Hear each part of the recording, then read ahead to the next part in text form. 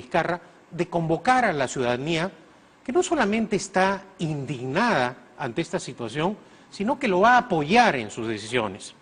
Por esa razón no hay que caer en la trampa del fujiaprismo. ¿Cuál es esa trampa? Esa trampa es dilatar este proceso, entramparlo en lo que son expertos fujimoristas y apristas. Ahora, le pediría, y perdóneme la acotación Sí. aquí, para que la gente entienda cuál es la relación, porque la gente está escuchando y dice, claro, Pedro Cateriano siempre la carga contra los apristas y los fujimoristas.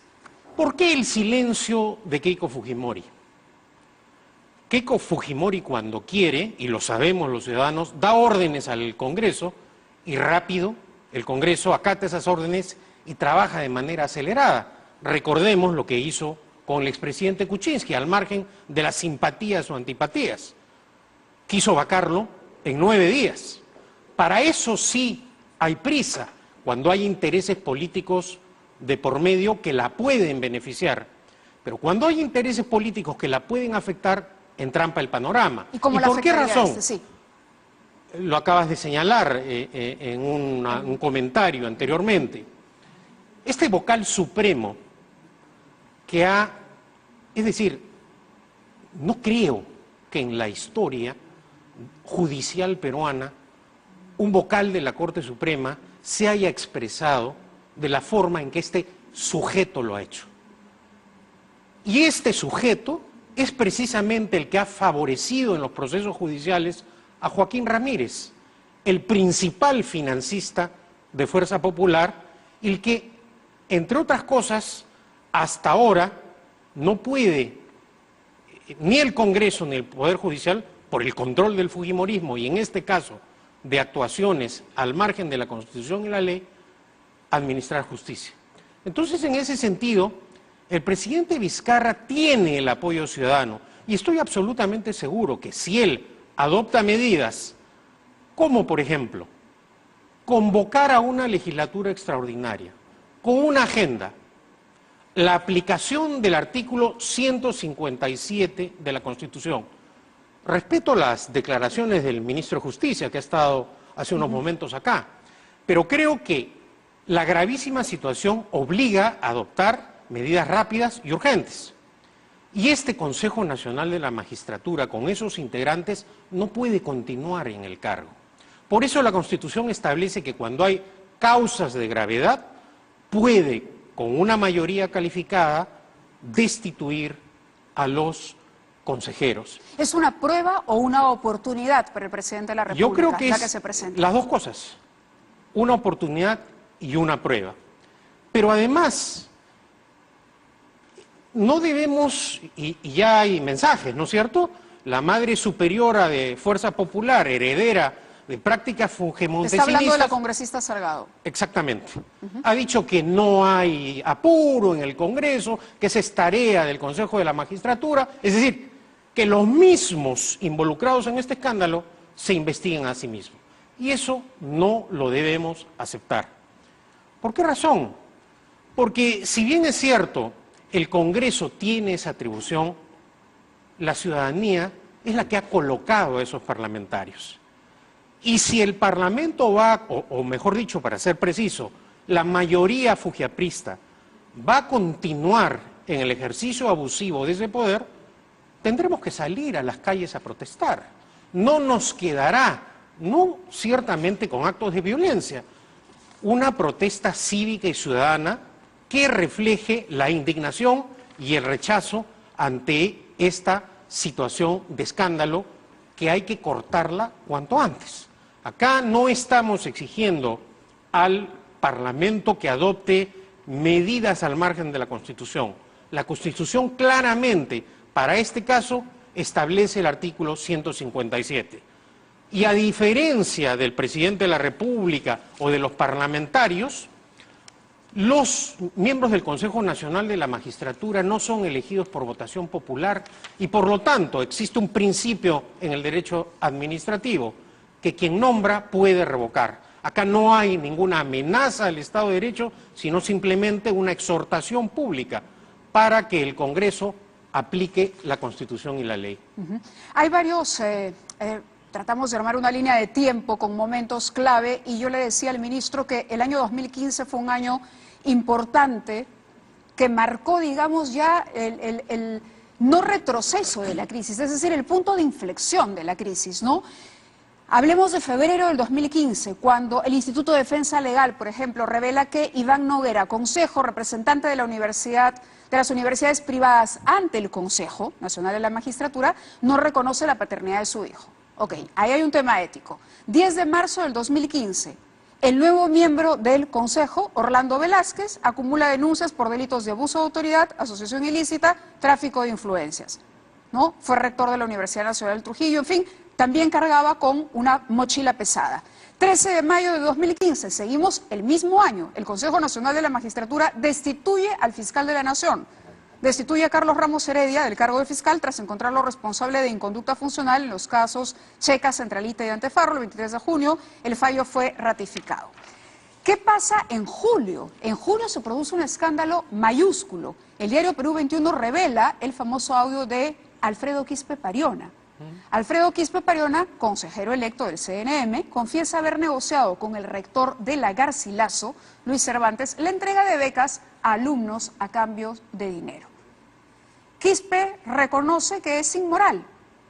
Alfredo Quispe sale y dice, así como hemos escuchado algunos de los involucrados hoy aparecer y decir con una frescura que la verdad no entendemos, dice, es inmoral, pero no es delito. Esa es la respuesta.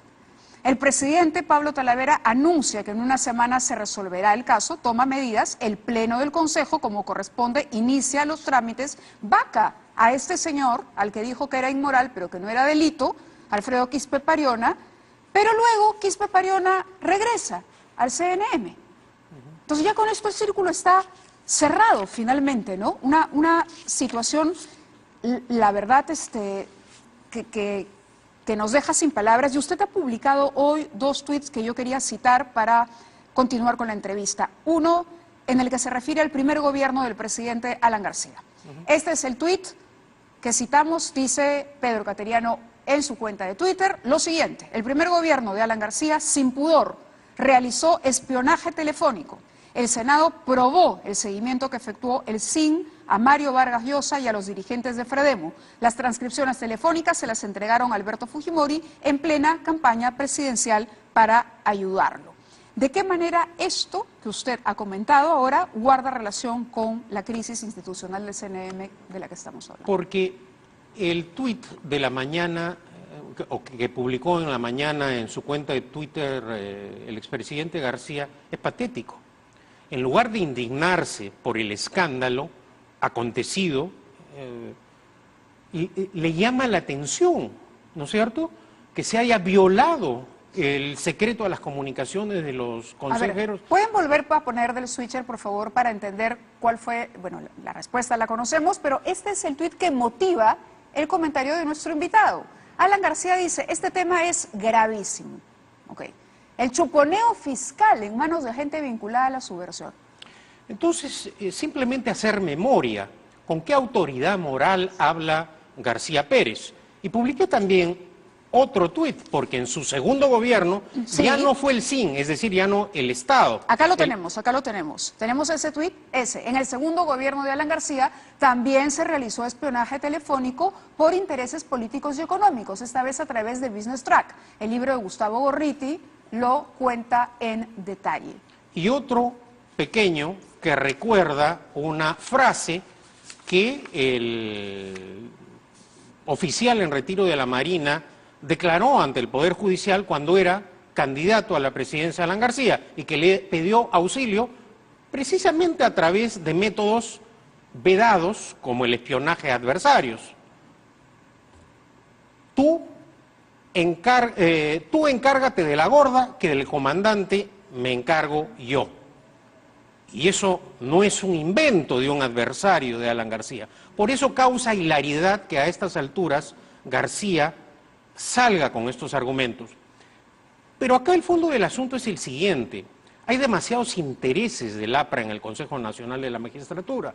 Y muchos están diciendo, ¿para qué vamos a sacar a los miembros actuales si los reemplazantes son una pariente, un alto dirigente del APRA, Tambini, la exministra de Justicia de Alan García? Es decir, lo que está defendiendo García con estos tuits es mantener a la gente que lo protege en el Consejo Nacional de la Magistratura. Por eso lo que propongo es que el Parlamento destituya a todos los miembros del Consejo Nacional de la Magistratura y en tanto se aprueba la reforma del Consejo Nacional de la Magistratura, se suspenda la designación de jueces y fiscales y se le quite el poder a estos miembros del Consejo Nacional de la Magistratura que ciertamente no solo han violado la Constitución y la ley, sino que han cometido actos reñidos, ¿no es cierto?, con la legalidad. ¿Cómo permite tener el control? Claro, usted me va a decir, pero es obvio porque nombran fiscales y jueces. Pero usted trabajó también desde el Parlamento investigando a Alan García y recordamos mucho la investigación desde el Congreso que llegó, avanzó, fue una comisión que trabajó mucho pero que finalmente no pudo acusar. Desde ese momento ya se hablaba de un copamiento en el Poder Judicial, en las instancias judiciales del país, de los apristas. O sea, ya se decía el Partido Aprista. Esto ha sido hoy, ¿el APRA le ha heredado eso al fujimorismo? A ver, hagamos un poco de memoria. ¿Por qué se suprime en la Constitución luego del golpe de Estado el mecanismo que existía en la Constitución del 79? ¿Qué es lo que citábamos con el ministro? Exacto. Cuando el CCD... Porque antes el presidente designaba a los vocales de la Corte Suprema y el Senado los ratificaba. ¿Y qué fue lo que ocurrió durante el primer gobierno de Alan García? Su profesor, o quien fue su profesor en el colegio, Roger Salas Gamboa, fue nombrado vocal supremo, ¿no es cierto?, y luego el Senado, totalmente controlado por el APRA, lo ratificó. ¿Qué hizo después este magistrado? Se negó a investigar a Alan García. Por esa razón se modificó la Constitución y se dijo que la politización, ¿no es cierto?, del proceso de designación de magistrados había que evitarla. Pero el remedio resultó peor que la enfermedad, porque este Consejo Nacional de la Magistratura, que seleccionó jueces luego del golpe de Estado del 5 de abril, a lo largo de los años ha tenido una actuación que ha sido criticada por todos y no obstante, ningún parlamento ha podido acometer una reforma precisamente a este poder político al cual me estoy refiriendo, que no es un invento y que ya estos audios han desnudado la cruda realidad. ¿Pero es tan fuerte el APRA todavía a ese nivel? Bueno, en alguna ocasión escuché a un líder aprista decir lo siguiente: durante años el único poder del Estado en el cual hemos tenido influencia ha sido el Parlamento, y a través del Parlamento también en el Poder Judicial. Y no hay que olvidar que en el segundo gobierno de Alan García, la clase política, la clase empresarial, con tal de que García no repitiera, y ciertamente no repitió su catastrófica política económica del primer gobierno, le perdonó todo y le dejó la cancha libre. No hay que olvidar que un ex senador aprista fue presidente del Consejo Nacional de la Magistratura durante el segundo gobierno de Alan García, Losada Estamburi, y nadie protestó. ¿Qué hacían los apristas con todo ese poder? Ciertamente, penetrar en el Consejo Nacional de la Magistratura a gente afín. ¿Por qué razón existen estos titulares y estos suplentes tan cercanos? Porque reúnen calidades profesionales excepcionales, porque son personas intachables, porque tienen una probada trayectoria como juristas. No, por su cercanía política simplemente al APRA. Pero yo retrucaría esa respuesta y le diría, pero ok, ¿en qué se sostiene ese poder? ¿Qué puede ofrecer un partido político que se encuentra como se encuentra el APRA hoy para que se pueda manipular la voluntad de quienes ejercen justicia? Hoy ciertamente la situación del APRA es complicada, pero estoy hablando que estas personas accedieron en periodos en los cuales García tenía poder y tenía el APRA el control del Consejo Nacional de la Magistratura. Esto ha sido algo obvio, pero no habían evidencias, no habían pruebas, no habían estos audios que son irrefutables. Podemos tener un vocal de la Corte Suprema que intenta atarantar a la opinión pública, pero la opinión pública ya está cansada de esta clase de acciones y por esa razón digo que hay que exigirle, hay que exhortar al presidente de la República para que no se desanime, para que no tenga temor a ese fujiaprismo que, repito, no refleja la voluntad popular hoy día en el Parlamento. Y el llamado a defender el orden constitucional es el presidente Vizcarra, no la señora Keiko Fujimori ni Alan García, que son precisamente los que vienen petardeando la estabilidad democrática del país en los últimos años. Ahora, claro, ¿ese poder hoy está otorgado por la fuerza de los votos fujimoristas? El poder de hoy es una suma de factores. ¿Por qué esta entrega descarada del aprismo al fujimorismo?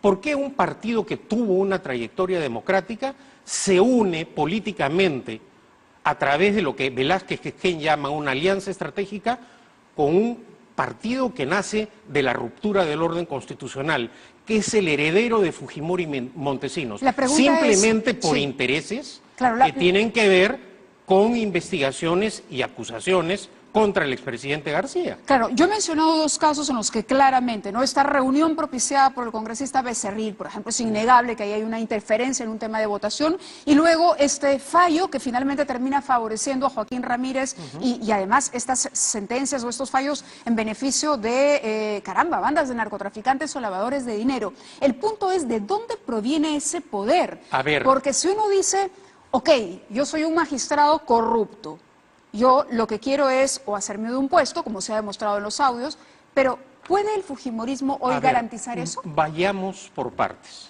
¿Cuál es el único político que ha ganado una acción de amparo para evitar un interrogatorio del Congreso? Alan García. Alan García evitó los interrogatorios en el Parlamento y creo que también esa fue una de las razones del inicio de su descrédito personal a través de un amparo. Los jueces siempre han acogido los pedidos de García. ¿Por qué otros no tenemos esa suerte en el Poder Judicial o en el Ministerio Público? Entonces eso es algo que también tenemos que analizar. Exacto, porque no son comentarios políticos, exacto, por eso son era la hechos concretos que refuerzan lo que yo digo. El señor Alan García, cuando la comisión en el Parlamento lo quiso interrogar, como no se ha interrogado a todos el fujiaprismo, ¿no es cierto? Otros lo quisieron interrogar. El señor García interpuso un amparo y el Poder Judicial le dio la razón. Entonces, no son inventos, no es el odio personal, no es la persecución. Lo que quiero entender es de dónde podría... O sea, ¿es que Alan García hipnotiza a todos estos jueces y los domina? ¿Es que el fujimorismo promete a cuenta de un eventual triunfo electoral o hay un copamiento de otro tipo o es una manipulación a través del Congreso? ¿Cómo funciona esta intromisión política para manejar el sistema de justicia a su antojo? Creo que son una suma de factores. Y de otro lado tampoco podemos generalizar, decir que todos los jueces y que todos los fiscales, ¿no es cierto? Sería irresponsable. Pero lo cierto, ¿no es cierto?, es que hay evidencias de este favoritismo hacia García, ¿no es cierto? No de ahora, de hace años. Cuando hay una acusación contra Alan García, se lo concedo porque es... Yo te lo digo, cuando hay una acusación... Es más que una leyenda nacional. Pero seamos objetivos. Cuando hay una acusación contra Alan García, los sobornos no se encuentran en el Perú. El soborno del BCCI lo encontró el fiscal Robert Morgenthau. El soborno del Barclays Bank por el tren eléctrico lo encontró el juez Derek Scofield. El soborno de ahora en Andorra por la segunda etapa del tren eléctrico lo encuentran los jueces brasileños. Entonces, ¿por qué los jueces extranjeros en toda operación que ha participado García encuentran sobornos? Y acá en el Perú nuestros jueces no encuentran los sobornos. ¿Cuál es la razón? Si tienen el mismo poder, las mismas facultades, el mismo respaldo de la Constitución y la ley. Por eso, si no hay poder político, ¿hay poder económico? ¿Hay dinero? Hay una serie de factores, evidentemente, porque, a ver, vayamos por partes. cuando se le descubren sobornos en operaciones, como el tren eléctrico, Andorra, ¿por qué hasta ahora, por ejemplo, los fiscales y jueces no han tenido interés en averiguar a quién pertenecen esos millones de dólares que están en Andorra y hasta ahora, ¿no es cierto?, están congelados, nadie los ha empleado? ¿De quién son esos millones de dólares? ¿A quién pertenecen esos millones de dólares? Entonces yo doy hechos objetivos, no estoy acá ni difamando ni calumniando. Los sobornos han existido en todas las operaciones en las que yo he investigado. BCCI, inicialmente el tren eléctrico, eso no ha sido persecución política contra Alan García. Los sobornos se descubrieron. Ahora nuevamente se descubren los sobornos en Andorra. ¿Le han inventado esos sobornos a Alan García? ¿O son de Alan García? No lo sabemos, porque los jueces y fiscales peruanos nunca indagan con la misma eficacia que sí lo hacen jueces y fiscales extranjeros. ¿Es la fortuna personal de Alan García la que sostiene a sus aliados en el sistema de justicia? Yo no sé, sería temerario de mi parte, ¿no? Pero no conozco conferencista o conferenciante peruano, salvo Mario Vargas Llosa, que gane 100.000, 80.000 y 40.000 dólares por conferencia si se compre una casa de 800.000 dólares. ¿Experto en qué es García para que le paguen 100.000 dólares? Y si trasladamos eso al fujimorismo... Y si trasladamos eso también al departamento en París, que nunca dio la explicación de cómo, si declaró ante el Congreso que no tenía ahorros, que solo tenía un reloj, se fuga a París y se compra un departamento millonario en la mejor o en una de las mejores zonas de París. ¿Cómo hace esa magia Alan García? Hasta ahora no la sabemos porque nunca un fiscal o juez se ha atrevido a indagar y tampoco una comisión parlamentaria, ¿no? Porque hemos visto la última presentación en el Congreso como sus compañeros de partido, cuando tímidamente Gino Costa intentó interrogarlo, prácticamente lo llevaron contra las cuerdas, ¿no? Porque esas facilidades en el Parlamento para los interrogatorios solamente las tiene Alan García y tal vez de una manera diferente Keiko Fujimori. Interesante, interesante, y seguiremos conversando y seguiremos indagando y seguiremos armando el rompecabezas. Pedro, le agradezco como siempre su presencia aquí, porque el contexto es importante, revisar la historia es importante para poder entender dónde estamos parados y quiénes son realmente quienes mueven las piezas en este tablero. Y no debemos declinar en nuestra lucha de los derechos fundamentales y ciudadanos, por más que el fujiaprismo quiera amenazar a la prensa, a los adversarios políticos o perseguir a los opositores. Gracias, Pedro. Nuevamente hacemos una pausa y volvemos.